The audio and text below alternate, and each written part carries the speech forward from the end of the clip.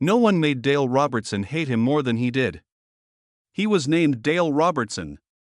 The birth took place in Hara, Oklahoma, on July 14, 1923. The rough landscape of the American heartland where he grew up helped shape both his down-to-earth personality and the natural toughness that made him perfect for Western roles. Robertson learned early on how important it is to work hard because he grew up during the Great Depression. His family lived in a simple home, and he learned to be independent by riding horses every day. In the end, these traits would translate naturally to the screen, giving him an honesty that viewers liked. Robertson did great things for his country during World War II before he became famous in Hollywood. He joined the U.S. Army and was assigned to the 322nd Combat Engineer Battalion. He worked hard and eventually became a second lieutenant. He later moved on to the 332nd Combat Engineer Battalion and also did time with the 101st Cavalry. Robertson was hurt twice in battle and was awarded the Bronze Star and other military decorations. His time in the service not only showed how brave he was, but it also gave him a sense of calmness and quiet strength that he brought to the screen. Numerous people who knew Robertson well often said that he was a real hero long before he became famous on TV. It took Robertson a while to decide to become an actor after he got home from the war. Instead, he kind of fell into Hollywood by accident. He had a picture taken of himself for his mother while he was healing from his injuries. That picture eventually caught the attention of talent agents, who saw in him the rugged good looks and natural charisma that casting directors were always looking for.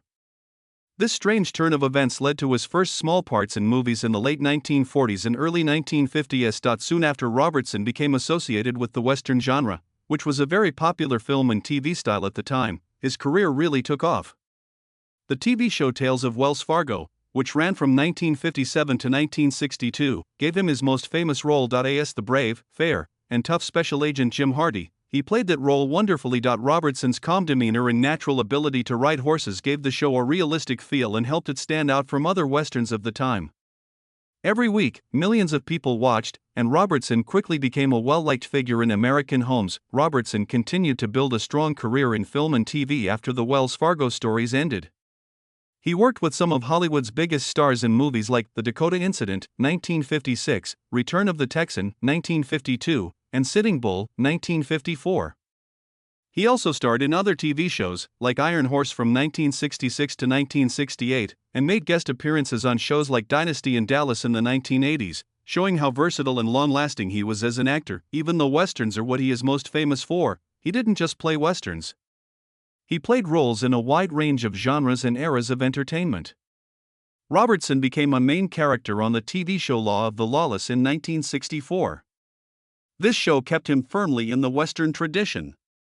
In the middle of the 1960s, he kept working in movies. In 1965, he voiced a cowboy hero in The Man from Button Willow, an animated movie, and in 1966, he was in The One-Eyed Soldiers, a crime drama filmed in Europe. These projects showed how flexible he was and how willing he was to try new things in his career. After a new job as host of the long-running anthology show Death Valley Days in 1968, Robertson took on a new challenge. As host, he got to introduce and talk about dramatic stories from the history of the American frontier.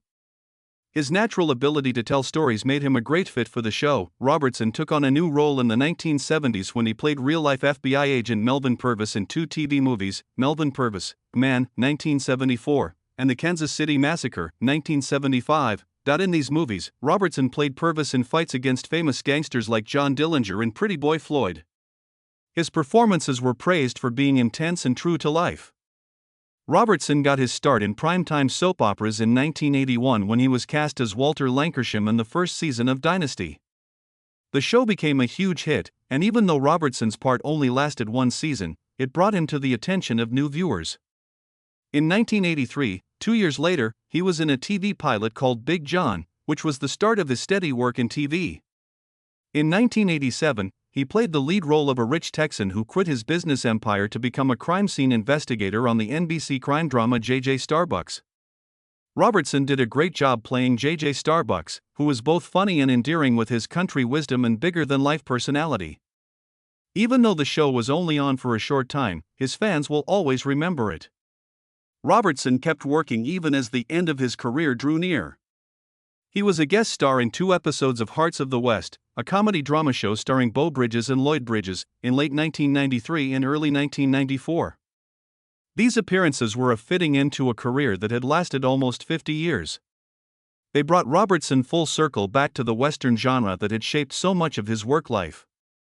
Dale Robertson had 4 marriages that spanned different parts of his life, making his personal life just as interesting and full of events as his career in Hollywood. It was in 1951 that he married Frederica Jacqueline Wilson for the first time. Robertson was a rising star in westerns at the time, and their marriage got a lot of attention.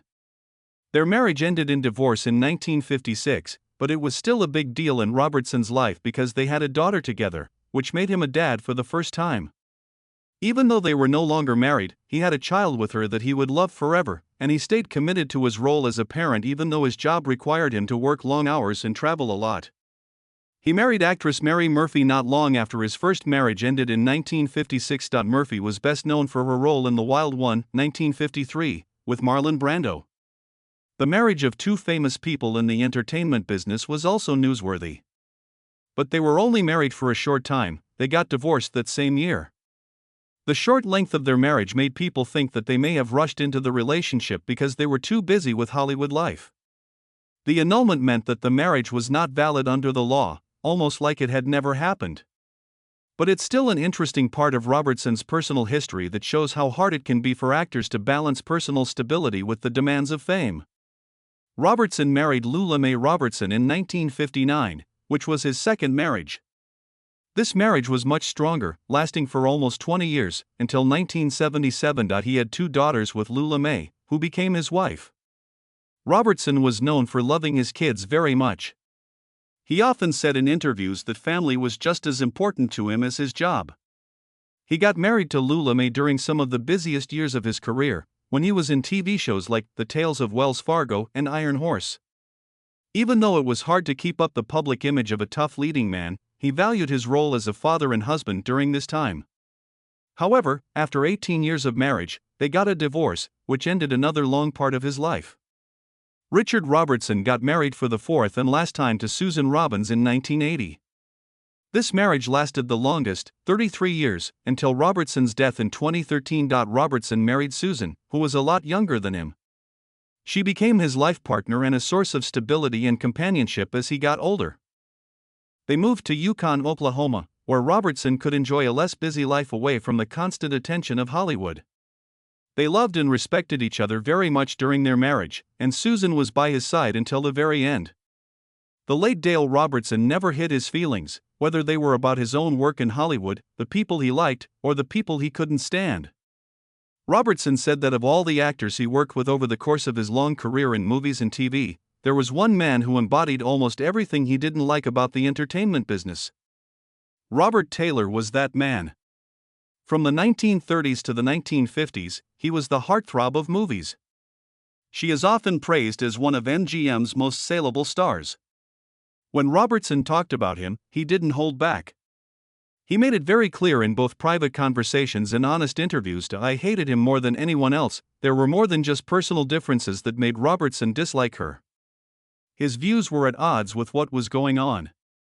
Robertson was born in Oklahoma and was taught to be independent, honest, and work hard. He thought that an actor should be real both on and off screen. He said, "An actor doesn't have to act like a good person all the time. It's either him or it's not him. The audience can tell the difference because the camera caught it." Robertson saw Robert Taylor as the exact opposite of what he was saying. He thought he was fake. He thought he looked like a star but lacked the honesty and toughness that Robertson thought were important for the westerns and dramas that made Hollywood money. He was always worried about how people saw him. It was said by Robertson that Robert Taylor never cared about the story, the truth, or even the damn character. He only cared about how he looked in the picture. His hair was just right, and his chin was tilted just right, so the light caught his best side. That didn't seem like acting to me. That was selfish. Robertson was known for playing tough, honest cowboys and police officers, and he didn't like how Taylor was so interested in polish and glitz. The two men didn't just dislike each other at work, though. Robertson talked about social encounters he had with Taylor that made him dislike him even more. He thought less of people. As Robertson put it, he treated you like you were below him if you weren't in his small group of yes men or studio pets.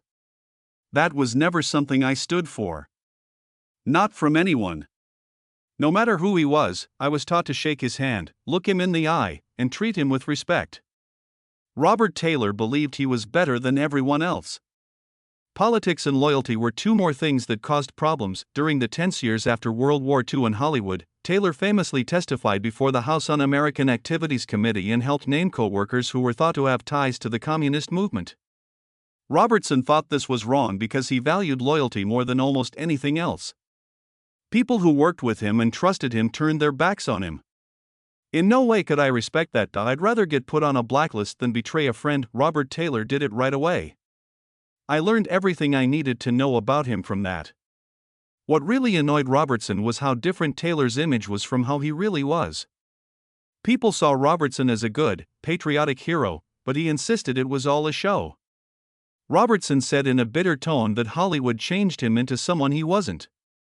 He was supposed to be the good guy, the quiet, strong man that women wished they had and men wished they could be. But I knew what was true. As much as his good looks and studio contracts made him seem strong, he was really just a coward. Robertson was angry with them his whole life. Even after Taylor's death in 1969, many years later, Robertson would not change his tone. He would shake his head when asked if his views had changed over time. As time goes on, you learn to forgive some people. When you think about them now, they might not have been so bad after all. Not him. Robert Taylor was just what I thought he was when I met him for the first time, a bad guy. If anything, the years just showed me I was right. Hollywood is known for being politically correct and fair, so it was rare for people to say things like that. He didn't care, though. He had never really wanted to be a part of the Hollywood elite anyway. I wasn't working in the studio cafeterias to make friends. I came to tell stories, play real men, and earn my keep, he said one time. It's okay if that made people angry.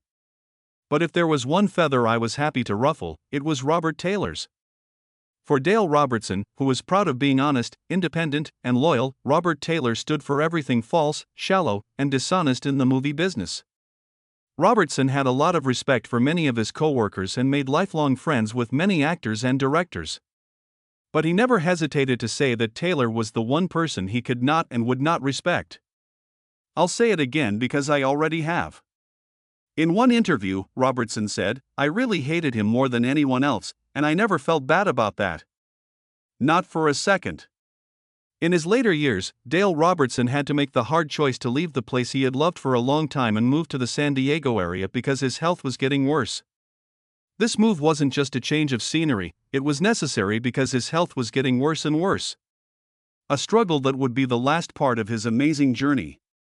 With its coastal air and closeness to advanced medical facilities, San Diego became his last home. It provided him with comfort and care when he was sick and his body was weakening.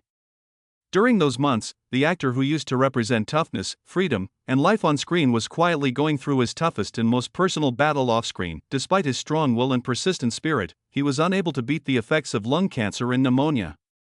Robertson died on February 26, 2013, at Scripps Memorial Hospital in La Jolla, California. He was surrounded by the love of his family and the care of dedicated medical staff. He was 89 years old. For many, his death meant the end of a long battle with illness and the end of a legendary life story that had touched millions of people. Even in his last days, M kept his reputation as a Hollywood cowboy, a TV star, and a man who carried himself with honor. He left an indelible mark on the hearts of those who admired him.